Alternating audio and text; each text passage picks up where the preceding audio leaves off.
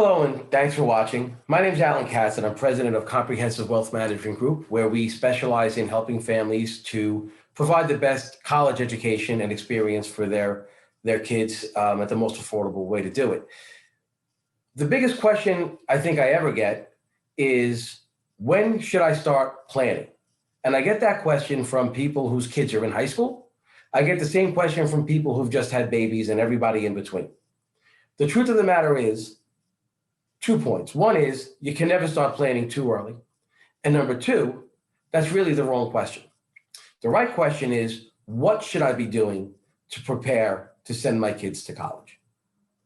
And there is a calendar of events, but it starts very, very early.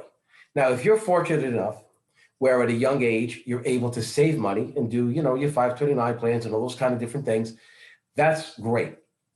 That's not really possible for most people in this country. So what else can you do? You can take control of the things you can take control of. What are those things? Well, number one, we all know that college will be much more affordable if you can get scholarships. How can you get scholarships? Well, number one is, let's instill in our kids, work as hard as you can, get the best grades that you can. And when we get to the time of taking SATs, ACTs, standardized tests and the like, make sure we're doing as well as we can. That is an ongoing process. It starts from the minute you start teaching them how to count, how to read, how to spell, right from a very, very young age and all throughout their school and their education. The next thing that I think is really important is extracurricular activities, because at some point you look at people with the same grades and same SAT scores, and the college admissions counselors don't know how to differentiate student A from student B. Right? They both have a 99 plus average. They both have a 1400 on the SAT.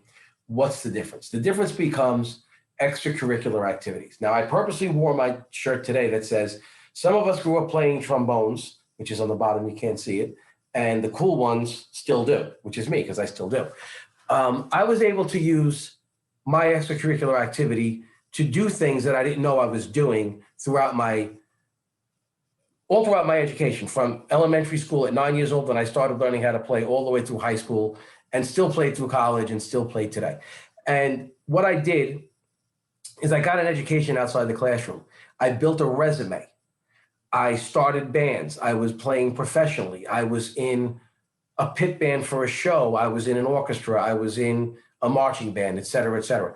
And all of a sudden, by showing these leadership qualities, by showing that I was excelling at something that wasn't writing, reading, and arithmetic, I was more attractive to the colleges that I was applying to.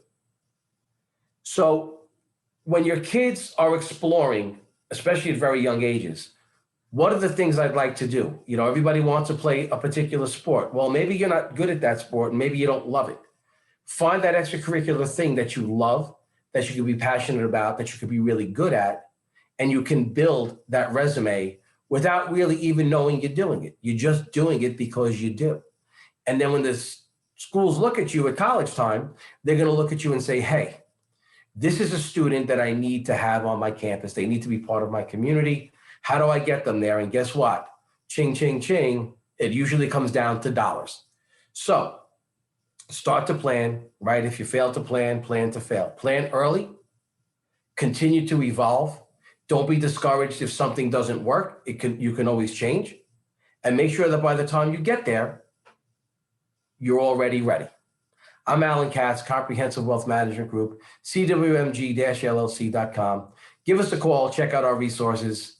Hopefully we'll talk to you soon.